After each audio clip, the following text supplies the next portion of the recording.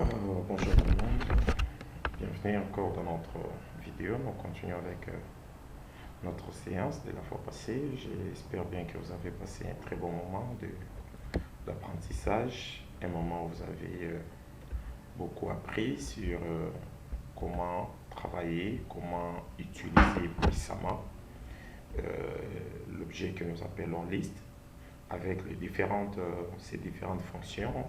La fois passée, nous avons parlé des listes, nous avons parlé des len. Nous avons dit que la fonction len, en fait, ça permet de retrouver la taille des éléments d'une liste. Append, ça permet tout simplement d'ajouter l'élément dans la liste. C'est ce qui fait que si vous avez un seul élément, vous pouvez les ajouter directement au niveau de la liste. Mais si vous voulez, par exemple, ajouter les éléments d'une autre liste, cette liste-là, ça va s'ajouter comme aussi une liste. Alors, du coup, pour parcourir ça, ça sera un peu difficile parce que vous aurez des éléments de la première liste et puis une liste dans laquelle vous devez encore entrer pour parcourir les éléments. Nous avons dit que pour supprimer un élément dans une liste, nous utilisons remove. Ceci permet de supprimer l'élément. Et puis nous avons extend qui permet d'ajouter les éléments de la deuxième liste. On avait dit que c'est l'ajout des éléments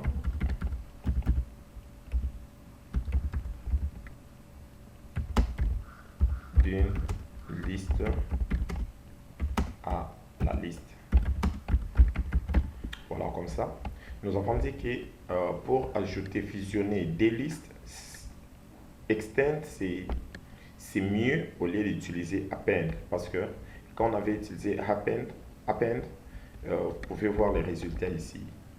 Les résultats de la différence entre extend et append. Vous pouvez voir que append, ça ajoute en fait une liste dans ma nouvelle, dans l'ancienne liste. Alors que extend, ça fusionne en fait les éléments. Ça fusionne les éléments. Et puis nous avons les pop list qui veut dire tout simplement quand par exemple je supprime un élément, le pop reste là, c'est-à-dire qu'à la position dans laquelle j'avais supprimé. Alors du coup, je peux faire quelque chose par exemple pour retrouver, parcourir, c'est-à-dire l'élément suivant, jusqu'à ce que pour lire les différents éléments qui se trouvent dans une liste telle que nous l'avons eu à le faire ici. Par exemple, si je veux aussi afficher tous les éléments en commençant par Congo, ici, il suffit seulement de mettre 0 comme ça. Et ici encore, je mets 0. Et quand je fais ça, vous pouvez voir Congo. Vous pouvez voir Congo. Après Congo, j'aurai Cameroun. Après Cameroun, si je mets encore, j'aurai Gabon. J'aurai Sénégal. Après Sénégal, Gabon. Pourquoi il y a Gabon qui n'apparaît pas? Parce que j'avais fait tel ici au début. J'avais déjà supprimé le premier élément du position in. J'avais déjà supprimé ça. Alors, c'est un peu de cette manière-là. J'avais parlé aussi de l'opération in qui permet de vérifier si un élément se trouve dans la liste ou bien si ça ne se trouve pas dans la liste. Et ça nous renvoie une réponse booléenne. Nous avons parlé de la fonction sorted qui permet d'arranger les éléments par ordre croissant selon votre liste ou bien selon votre data frame. Et puis nous avons parlé aussi des splits, nous avons parlé de comment on appelle ça, des licing qui permet de couper en fait, de récupérer une partie de la liste dans votre jet de données ou bien dans votre liste tout simplement. Et puis nous avons dit qu'au lieu de faire tout simplement insert, vous avez aussi la possibilité de fusionner les choses en faisant tout simplement la fusion, c'est-à-dire en utilisant l'opérateur de concaténation qui est le plus, et vous pouvez fusionner les deux éléments ici. Alors, prenons par exemple que si nous voulons parcourir un élément, je prends X qui est là, je vais parcourir les éléments, je vais afficher tous les éléments se trouvant dans la liste. la boucle ou bien la structure de contrôle qui permet de lire élément par élément, nous utilisons la boucle for. Qu'est-ce que j'ai dit? For élément à l'intérieur de ma liste pour élément à l'intérieur de la liste. Qu'est-ce que je fais en ce moment-là? J'ai dit que print élément tout simplement. Print élément. Alors, cette façon d'écrire, qu'est-ce qui va se passer? Ça va tout simplement me renvoyer tous les éléments se trouvant dans la liste X. Regardez si je l'exécute. Ça m'affiche élément, donc 12, 42, 12, 4, 5, 42, 36, 7, 81, 7 et puis 84. C'est comme ça que nous pouvons afficher les différents éléments d'une liste, quelle que soit la taille de la liste, même si vous avez 1 million d'éléments. Si vous faites cette ligne de code, vous avez la possibilité de lire chacune de ces éléments-là, c'est-à-dire de vous renvoyer chaque élément. Et nous pouvons voir, par exemple, quand je récupère cet élément-là, je peux ajouter quelque chose, je peux le modifier comme ça. Par exemple, si je fais, déclarons une liste qui est vide, je déclare une liste vide comme ça. Et puis je fais quoi? Je dis par exemple for i, je vais faire une liste aléatoire, générer des nombres aléatoires, in range 10. In range 10, qu'est-ce que j'ai dit? J'ai dit que, par exemple, racine point append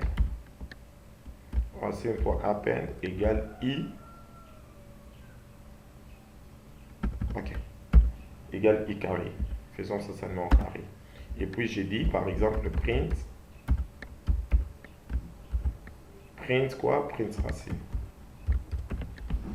Qu'est-ce que je fais? J'ai une liste vide. J'aimerais remplir cette liste ici des éléments. J'ai dit que pour i arranger dans cet arrangement ici,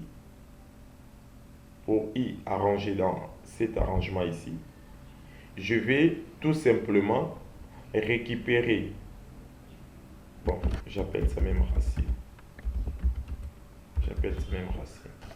Pour i arranger dans cet arrangement ici, c'est-à-dire quoi? Ça va commencer 0, 1, 2, 3, 4 jusqu'à 10, jusqu'à 9. Donc j'aurai 10 éléments. Pour y arranger dans cet arrangement, j'ai dit que la racine qui est vide, ça va m'ajouter à peine, c'est-à-dire ajouter, ça va m'ajouter l'élément i mais au carré. L'élément i mais au carré. Et puis j'ai dit print racine. Alors quand je fais ceci, voilà ce que j'obtiens.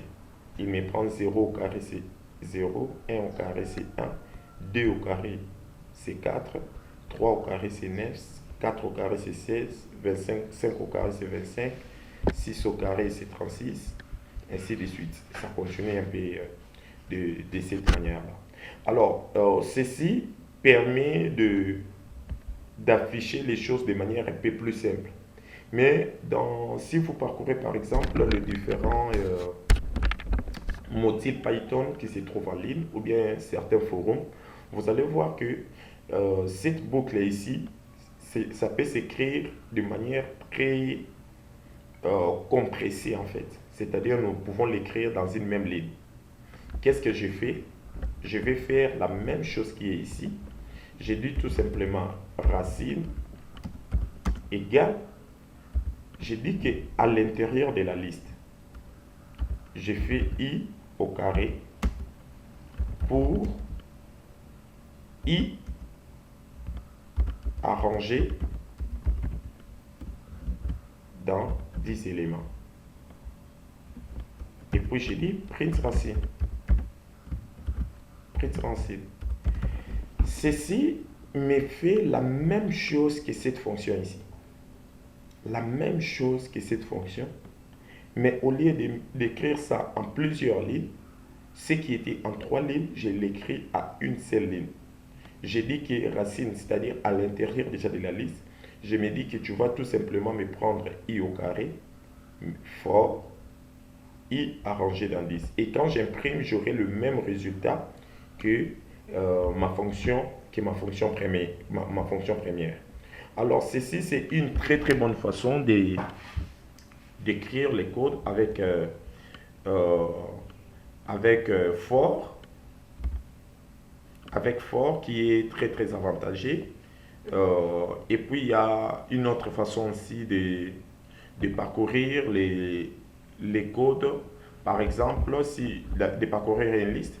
Par exemple, si je récupère ma fameuse liste ici, X, je le ramène là. Je dis par exemple,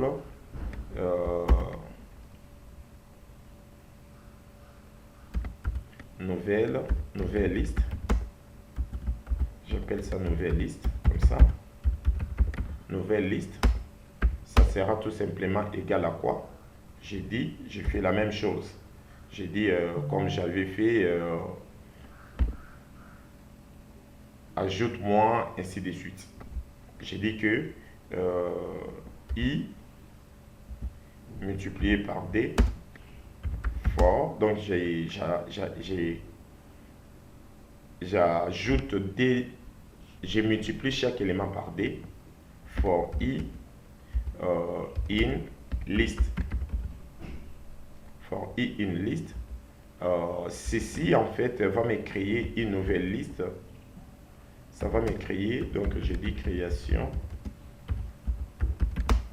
d'une nouvelle liste, avec le valeur multiplié par 2. Voilà, c'est ce qui va se passer ici. C'est-à-dire, j'ai dit I2 for I, arranger une liste. Alors qu'avec le premier, j'avais récupéré des valeurs, des résultats de manière aléatoire, sans pour autant préciser que ceci sera arrangé comme ça, ou bien ceci sera arrangé de cette manière ici. Et si j'affiche les résultats ici, je vais juste print nouvelle liste. Je vais imprimer ma liste. Je dis print. Print ici. Regardez ce que j'obtiens. J'obtiens d'abord les éléments. Donc, 2.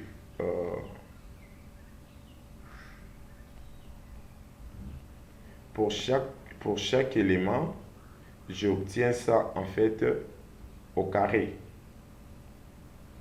et multiplié par 2 plutôt. Attendez, je veux voir qu'est-ce qui ne va pas.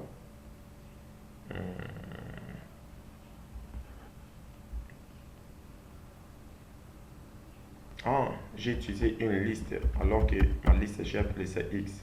Donc ça m'a pris une liste quelque part que j'avais déclarée au-dessus. C'est pourquoi je voyais autre chose. Voilà. Quand je mets X qui est la liste ici, je vois ici c'est 24, ici c'est 8, ici c'est 10, ici c'est 84, c'est TD, 7 et puis 168. Alors cette façon d'écrire ici, c'est très très avantageux, c'est très important de coder de cette manière ici. Tout comme nous pouvons aussi filtrer en fait les éléments de la liste en les fusionnant, c'est-à-dire en effectuant une opération, mais je fais directement le filtrage. Essayons de faire quelque chose.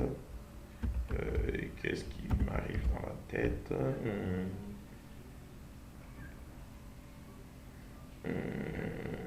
Je peux dire par exemple for I in X. Bon, j'ajoute tout simplement une condition. J'ai dit si I est supérieur, par exemple, si I est supérieur à 10. C'est-à-dire quoi? Il va créer une nouvelle liste avec filtrage ici. de la condition que j'ai ajoutée.